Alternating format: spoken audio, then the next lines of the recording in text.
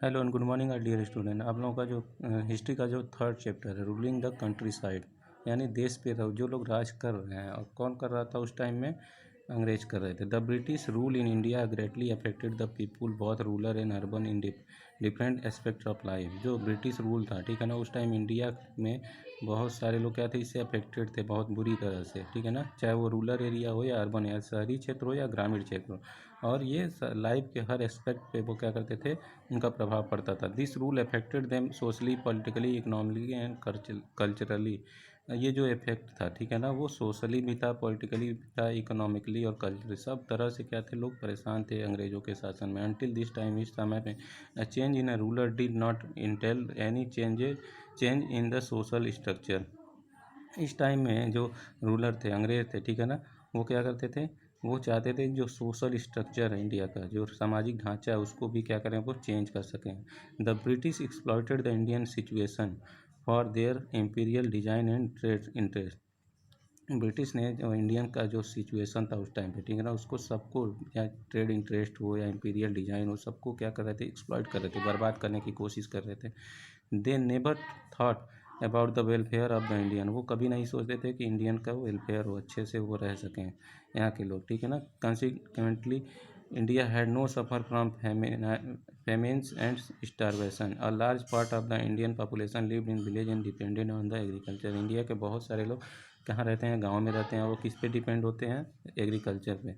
And any change in agrarian policy resulted in a wide spread change.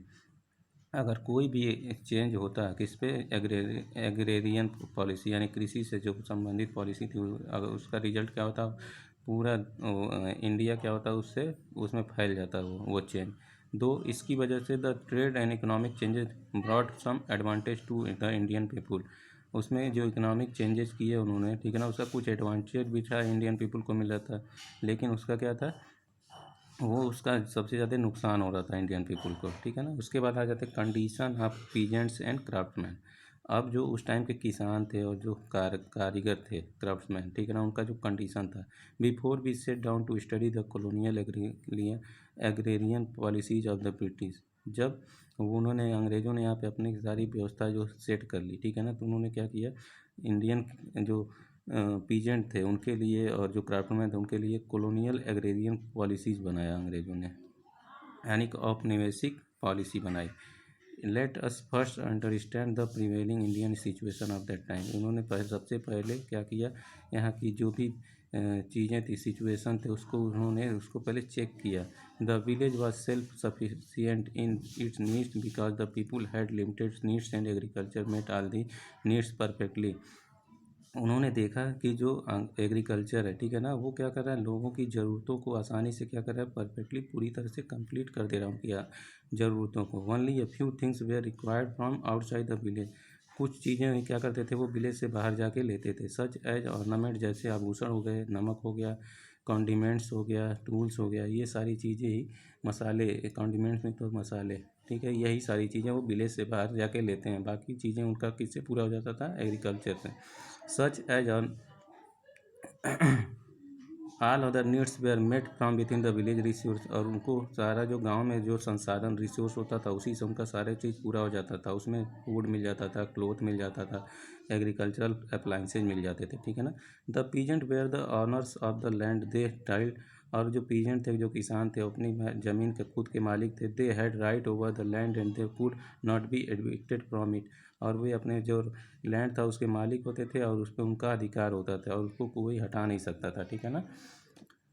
However, the arrival of British affected the Indian way of rural life in more ways than one। उसके बाद जब अंग्रेज आ गए यहाँ पे, तो उन्होंने सबसे पहले किस पर अटैक किया, जो इंडिया का रूरल लाइफ था, यानी ग्रामीण जीवन था, उसको उन्होंने क्या किया, सबसे पहले अफेक्ट पहुँचाना शुरू किया।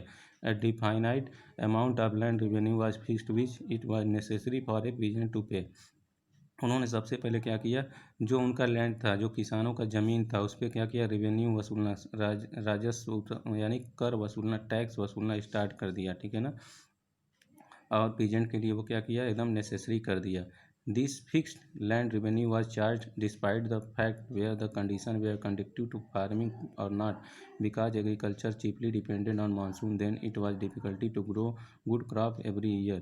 और उस टाइम जब इन्होंने क्या किया इस कंडीशन में, और वो कंडीशन ऐसा था कि जब लोग क्या थे सिर्फ और सिर्फ बारिश के मौसम में यानी बारिश के पानी पे ही वो डिपेंड करते थे, उनकी एग्रीकल्चर अच्छे से होती थी। अगर बारिश नहीं होती थी तो मानसून अगर सही नहीं रहता था तो उनका क्या होता नुकसान होता था। और अंग्रेज़ों ने जब चार्ज लगा दिया तो इनको बहुत ज़्यादा दिक्कत होने लगी, ठीक है ना। क्रॉप्स फेल्ड ऑफ्टेन, और जब बारिश नहीं होती थी मानसून अच्छा नहीं था तो जो क्रॉप्स होते थे बोते थे वो लोग क्या होता था वो बर्बाद हो जाता था। This necessitates that the peasant grew such crops which could serve their interest. तो इसके लिए जो पीजेंट थे वो कुछ ही क्रॉप्स क्या करते थे बोते थे जिसमें उनका इंटरेस्ट रहता था। एंड ड्यू टू दिस, इसकी वजह से they started to grow cash crop to they could pay revenue on time.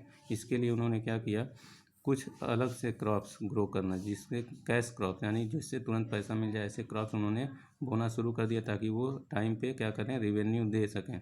A cash crop is chiefly grown for selling in the market for commercial use such as jute cotton indigo poppy sugar cane. इसके लिए उन्होंने कौन कौन सा crop बोना शुरू कर दिया जिससे तुरंत उनको कैश मिल जाता था कमर्शियल यूज में।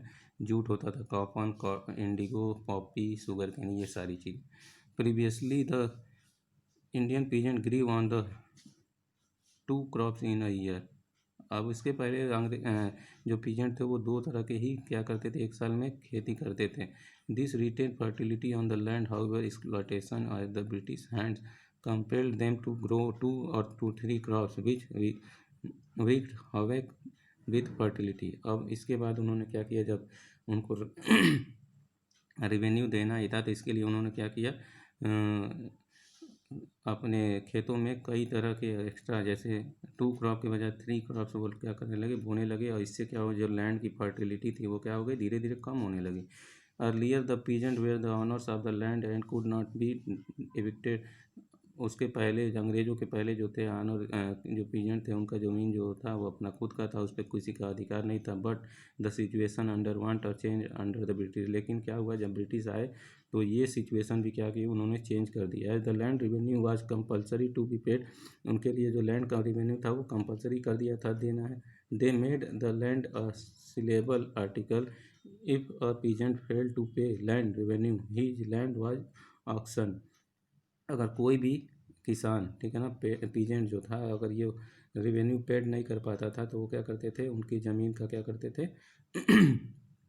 ऑक्शन करते थे यानी नीलामी करते थे, ठीक है। More often than not the peasant had to take a डेप्ट from the village money lender to pay the land revenue. इसके लिए जो पीजेंट होते थे वो किससे मनी लेंडर जो होते थे उनसे जो जमींदार होते थे उनसे क्या करते थे पैसा भरने के लिए अपनी लैंड को उनके साथ गिरवी रखते थे। Since the rates of land revenue as well as the rates of interest were too high and peasant could never repay. और इसका मतलब जो उनका मनी लेंडर होते थे जमींदार होते थे उनका जो टैक्स होता था इंटरेस्ट होता था ब्याज होता था बहुत ज़्यादा होता था और वो क्या करते थे उसको चुका नहीं पाते थे, ठीक है ना। उसके बाद क्या होता था उनकी जो कंडीशन होती थी किसानों की वो बहुत ही पिटिएबल नहीं दया हो जा मतलब उन पर बहुत ज़्यादा दिक्कत हो जाता। और उनके जो चिल्ड्रन होते थे वो भी क्या करते थे उस इंटरेस्ट को भरते रहते थे। द इस वीडियो में बस इतना ही। आप लोग इस चैप्टर को रीड करते रहिए। Thank you.